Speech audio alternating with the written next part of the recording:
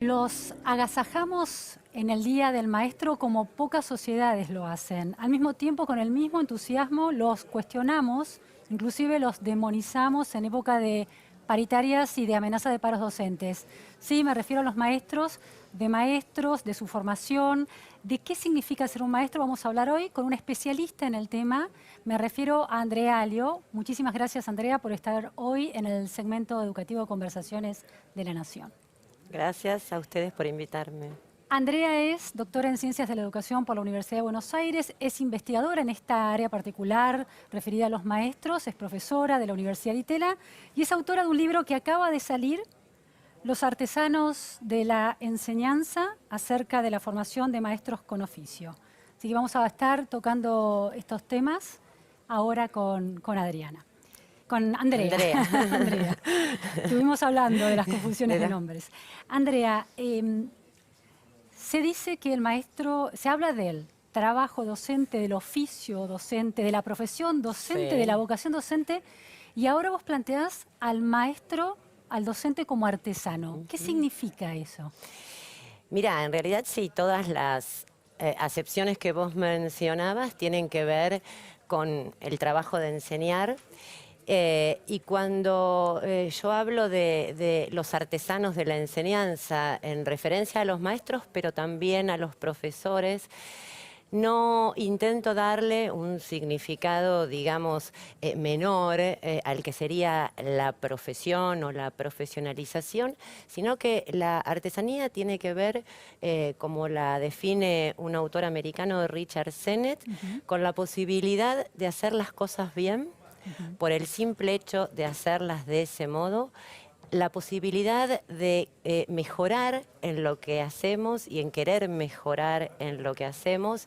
Y me parecía que esta era una, digamos, arista interesante para caracterizar a la docencia, como otros oficios, pero a la docencia en particular, en un momento donde en realidad, dadas las características de las escuelas y del sistema educativo, hacer las cosas bien, hacerlas cada vez mejor, llegar a convertirse en un artesano de la enseñanza, pareciera en muchos casos ser una utopía irrealizable. Hay una jerarquía que surge y que lo comenta Richard Sennett en el libro que vos citás Sí, en tu libro, muy sí, interesante, sí.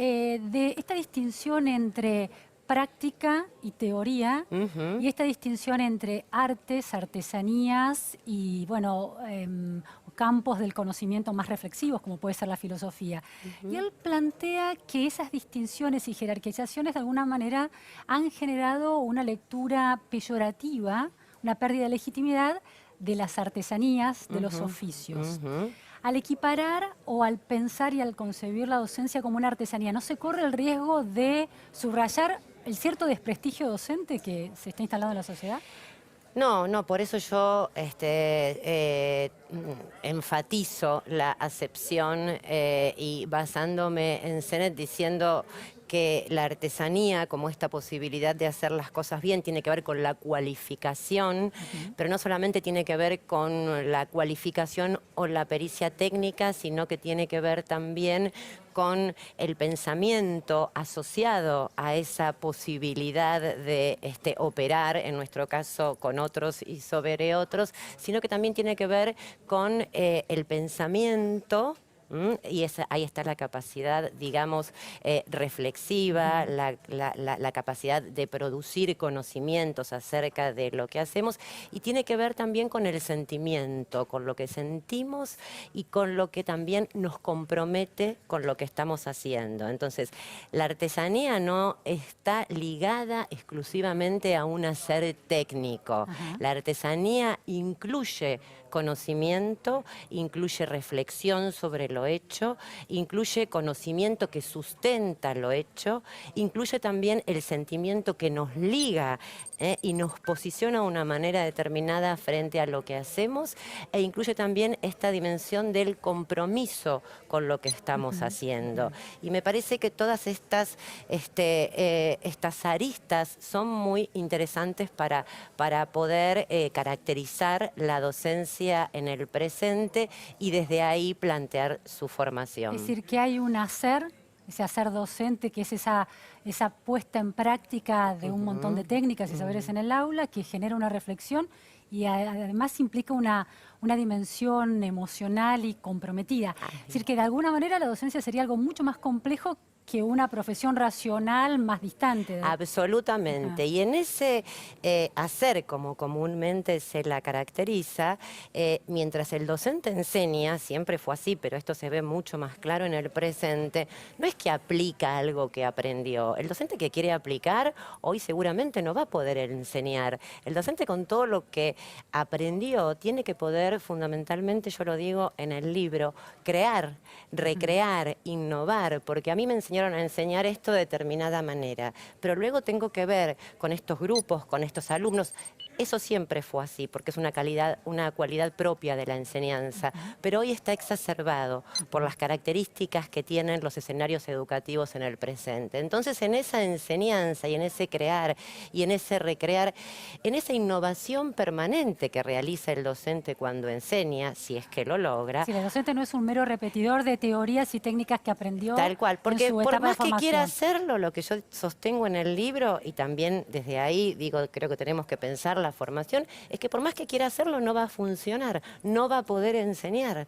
Entonces, si no tiene esta posibilidad del docente de pensar en situación, de recrear en situación, de producir, no de reproducir un saber, sino de producir un saber apoyándose en conocimientos formalizados, apoyándose en algunas técnicas, pero con todo eso producir un saber que está muy ligado a los alumnos, a la materia o al contenido que está enseñando y fundamentalmente a la situación que tiene que afrontar. Eso en relación al conocimiento. Pero además estamos hablando de un trabajo que trata con personas. Entonces hay una implicación personal con lo que está pasando, con esa situación. No es pura racionalidad. Al docente como a los alumnos les pasan cosas cuando la enseñanza sale y también cuando no sale. Yo, como digo, cuando tenemos problemas en las escuelas, si bien como sociedad estamos en problemas y los alumnos están en problemas, pero los primeros que se sienten mal son los docentes. Ahora, Andrea, esta complejidad que vos señalás, esta riqueza que tiene este trabajo docente, la sociedad no lo reconoce en términos de prestigio. Yo lo comparo, por ejemplo, con los médicos. Los médicos tienen una relación con sus pacientes que uno podría decir que tienen que recrear su conocimiento y su aproximación al saber que ya incorporaron diariamente y tomar decisiones de una manera flexible también, adaptadas a la psicología de cada individuo único que va a esa sala a atenderse o a ser operado. Sí. Sin embargo, han logrado construir un saber muy sólido que difícilmente otras profesiones pueden suplantar y pueden hacer. Logran ese trato personal, comprometido y emocional, en el mejor de los casos con los pacientes, y la sociedad les otorga un prestigio que a veces no se traduce en términos salariales, pero que en términos de prestigio está instalado. ¿Por qué una profesión como la docente no lo ha logrado y los médicos sí? Es una pregunta muy del momento. A ver. Vos pensás, yo también algo de esto hablo en el libro, en una maestra normalista. Yo cito una ahí, Rosita del Río, que sobre su vida hace una narración muy interesante, Beatriz Arlo. En la máquina cultural, ¿no? En la máquina cultural.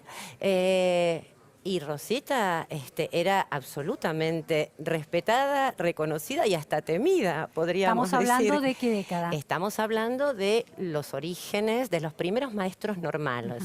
Estamos hablando de primeros años del siglo XX. Digo, Rosita del sí. Río, eso, claro, es para, digamos, mostrar o marcar la diferencia, pero sin irnos tan atrás, uno podría decir que hace 50 años, no sé si nuestros mismos maestros, pero antes lo que decía el maestro y el profesor era respetado, no solo en el aula, sino también por la sociedad en general. El maestro tenía un lugar de reconocimiento, de prestigio, porque la escuela tenía ese lugar de reconocimiento y de prestigio. Dados los avances, sería largo de hablar, los avances, los cambios, digamos, sociales y culturales, la escuela perdió ese prestigio y ese reconocimiento que tenía antaño. No me gusta la palabra perdió, no es lo mismo, no es esa institución que antes era depositaria del saber y Claro. depositaria de la cultura. Hoy vos pensás que el saber circula y se reproduce por muchísimos medios. Estábamos hablando, salimos acá, salimos digital, tenemos no tenemos solo el diario impreso, tenemos la tele, el diario Sí, sí. digital. Bueno, y además... Una competencia por la autoridad en relación a los al temas. saber. Ajá. Antes la escuela, yo hice antes una investigación sobre la historia del normalismo y en ese momento la escuela, como marca de origen, digo, del sistema educativo argentino, era considerada el templo del saber. Si uno quería ir a aprender cosas importantes, iba a la escuela. Sí, Hoy sí. por hoy, la escuela no está identificada tan directamente con ese, digamos, reservorio del saber. Entonces la escuela ha perdido esa legitimidad que antes tenía para, digamos, imponer o transmitir la cultura a las nuevas generaciones. Y de alguna manera eso se traslada a la figura del docente. Y eso se traslada a la figura del Te docente. planteo otro escenario, a ver Sí. si hay otra respuesta posible Sí. al mismo tiempo que la que planteas. ¿Qué es esta idea de que una profesión está definida por una serie de cuestiones, pero una de ellas es un corpus de conocimientos muy difíciles de adquirir y muy reconocibles que no se comparten con otras profesiones? Sí. Quiero decir, a mí no se me ocurriría, yo soy periodista, Sí.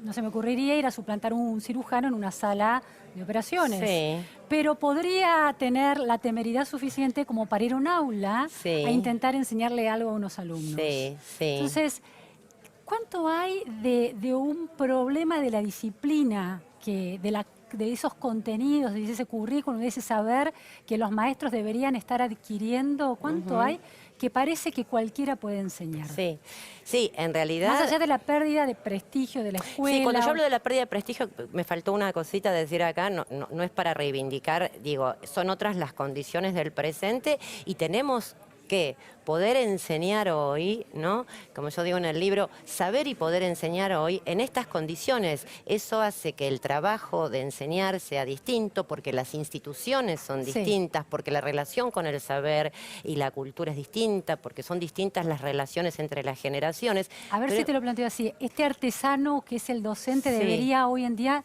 tratar de moldear esa realidad con otras armas, digamos. Hay otro autor, que a mí me gustan mucho los autores franceses, se llama François Dubet, que él dice que antes... sociólogo francés. Gran sociólogo. Que antes, digamos, enseñar, tomando el caso de la docencia, era más bien el cumplimiento de un rol. O sea, como que la institución prescribía, ¿no?, un hacer de, en este caso, un docente o Sí, de sí, un sí. director, y con eso bastaba. Hoy por hoy, estas acciones, que son acciones que tienen que ver con digamos, actuación sobre las personas, tienen que ser permanentemente construidas, recreadas. Él dice, hoy no es el cumplimiento de un rol, sino la construcción de una experiencia. El docente se convierte de este modo, no en productor, en reproductor de algo, de un papel asignado, Sí, sí, sí. o en aplicador del conocimiento experto, sino que se convierte en creador, Claro. en creador de la experiencia que junto con otros tiene que poder protagonizar para que el acto pedagógico acontezca. Entonces, digo, yo creo que hay un cambio muy importante en ese sentido. El trabajo del médico quizás sigue siendo, más allá, pero digo, sigue siendo el mismo en cuanto que puede haber avanzado la tecnología y puede tener hoy mayor instrumental, pero el trabajo del docente hace que muchas veces lo asociemos a lo que fue ser docente antaño, o a los docentes que tuvimos nosotros en nuestra propia escolaridad. Y hoy por hoy es un trabajo muy diferente. Andrea, en relación a esto, corpus de conocimientos, eso. esos saberes que un maestro, esos saberes que deberían ser muy específicos y muy únicos, y sin embargo parecen que cualquiera, si se atreve, puede llevarlos adelante. Ajá. ¿Qué pensás? No, yo digo, para mí es muy fuerte el conocimiento sobre los saberes a enseñar, o sea el conocimiento disciplinar o de las distintas disciplinas que tiene que enseñar un docente, el conocimiento pedagógico, porque el conocimiento pedagógico nos da las herramientas para poder transmitir, digamos, esos conocimientos a grupos específicos, pero hay un corpus de conocimiento que se fue, digamos, incorporando a la formación y cada vez somos más conscientes de esto, que tiene que ver con cuestiones vinculadas con esto yo te decía antes, con la contemporaneidad, con entender, bueno, que el docente no puede enseñar hoy sin saber estas cosas. ¿Qué pasa con la sociedad, con la cultura? ¿Qué pasa con las instituciones hoy? ¿Qué pasa con los jóvenes? ¿No? ¿Quiénes son hoy? Hablamos de culturas juveniles, hablamos de los derechos, digo, todas cuestiones que un docente para saber y poder enseñar también tiene que tener, digamos, en su formación y también forman parte de los saberes específicos necesarios para poder enseñar hoy. Andrea, ¿cuánto de la sindicalización, de la transformación de esa figura de autoridad a trabajador docente, cuánto impactó en el prestigio que tiene la sociedad? El proceso de sindicalización de la docencia. Impactó en el sentido que el docente, me parece como distintos grupos y también quizás como contraposición al modelo vocacional, se define y se posiciona como un trabajador, como un sujeto de derecho, ¿no? Hablamos hace un momento de los derechos de los niños, digo hoy por hoy, y el docente es un trabajador, digamos, con ciertos derechos. Y creo Porque que aquella maestra normal que vos señalabas era una casi equiparada a un abogado, de una profesión liberal, no se concebía como una trabajadora sindicalizada. No. Fueron algunas pocas manifestaciones que hubo en las primeras décadas del siglo XX, pero en general la docencia se concebía como eso, como un apostolado, ¿no? Como el famoso apostolado, y que, bueno, si uno era docente tenía que dejarlo todo y hacerlo todo por la educación, que si bien hoy entendemos que la educación es una causa que importa verdaderamente a todos, al conjunto de la sociedad, bueno, pero eso iba más allá de lo que cobrara, de las condiciones en las que trabajara. Eso también fue cambiando mucho. La idea del docente sacrificado implicaba una pérdida de sus derechos. Eso, digamos, derechos que todavía no estaban, ¿no? Ni siquiera concebidos. Hoy por hoy, bueno, sí, hay un grupo profesional y laboral que, bueno, a partir de ya de la década del 60, existe, fines del 50, el Estatuto del Docente, digo, y hay, bueno, sí, un reconocimiento de el docente como sujeto de derecho, y creo que eso también, a mí me parece que eso era peligroso. En la docencia siempre, en educación, yo creo, a veces corremos el peligro de las dicotomías. Me parece que ese discurso era peligroso cuando se reivindicaba el discurso del docente como trabajador y se dejaba por fuera lo que en un momento se llamó la profesionalización, es decir, todo lo que tuviera que ver con los procesos de formación inicial y de formación continua. Pero es muy interesante cuando el docente, posicionado de sus derechos, también se reconoce como un sujeto que tiene derecho a la educación y a la formación. Entonces ahí no está disociado el saber, que es el instrumento principal de la docencia, de esta concepción de trabajador, ¿no? Andrea, ¿por qué la docencia no es una carrera universitaria?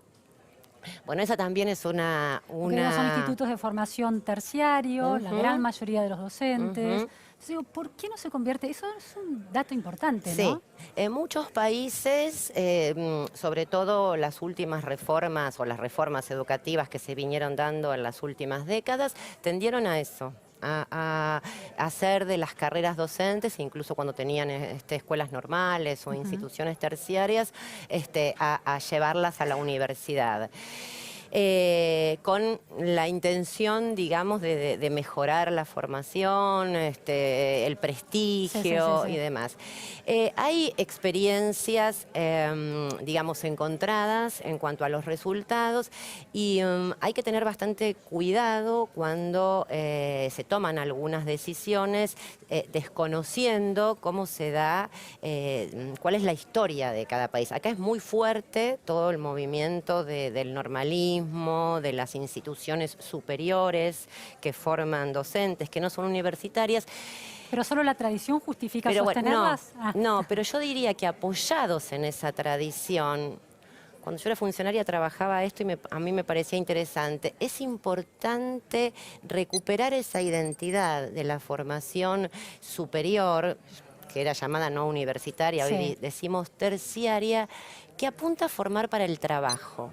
Otra vez la idea de artesano. Otra vez la idea, ¿entendés? Entonces digo, no es esa formación, porque en algunos países pasa. En Brasil, hicimos un estudio para el Mercosur hace unos años. En Brasil las pasaron a la universidad y tienen la preocupación de cómo darles a las carreras docentes que pasaron a la universidad y que un poco la lógica academicista se las devoró, claro. Cómo darles a las carreras docentes esa especificidad y esa identidad que terminó un poco diluida. Claro, de la puesta en práctica del claro, los conocimiento. parámetros universitarios, porque después ahí no es solo la universidad, entras en las, digamos, en la lógica y en los parámetros.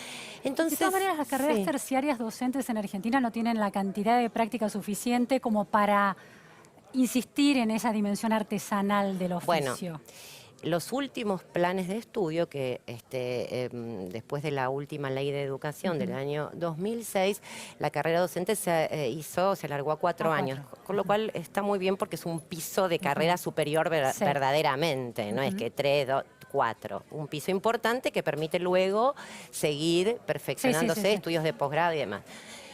La práctica en los nuevos planes de estudio se da desde primer año, no es como antes, que era al final. Al final, unas materias. Y eso fue un avance importantísimo, porque entonces quiere decir que a lo largo de la carrera está esta posibilidad de que el docente tenga un contacto, no es que en el primer año van a enseñar, pero ya hay una aproximación a las escuelas son tomadas como objeto de estudio, de indagación, bueno, la escuela en la comunidad, digo, es una manera, un paso importante. Pero para mí el desafío hoy, que ya tenemos las condiciones, es que no sigamos disociando, y esto tiene que ver con la formación artesanal también, y volvemos a CENET, los espacios de la teoría y los espacios de la práctica, porque entonces de nuevo concebimos que aprendemos en los espacios teóricos la teoría que luego aplicamos en la práctica. Entonces, ¿cómo salvamos esto? Yo digo, los desafíos que tiene hoy la enseñanza y el oficio de enseñar tendrían que ser tomados no solo en los espacios de la práctica, sino a lo largo de toda la formación. Y de esta manera acostumbraríamos y prepararíamos a los docentes para que luego estén acostumbrados, familiarizados con afrontar los desafíos que luego van a encontrar en su profesión. No que le demos en política educacional, le demos la teoría, o en sociología o en didáctica, que luego van a ver cómo funciona en la práctica, sino que tomemos casos, situaciones de la práctica, que tomemos la teoría relatos, sirva para reflexionar acerca de la práctica. Absolutamente, y así le das también otro sentido a la reflexión. Reflexionar no es a vos qué te parece. Hay un objeto concreto. Y hay teoría que te sirve a vos para profundizar y para entender mejor esa realidad que estás analizando. Muchísimas gracias, Andrea. Se nos terminó el tiempo, pero bueno, ya volveremos a conversar sobre estos temas. Espero que haya servido. Fue Andrea Aleod en Conversaciones de la Nación.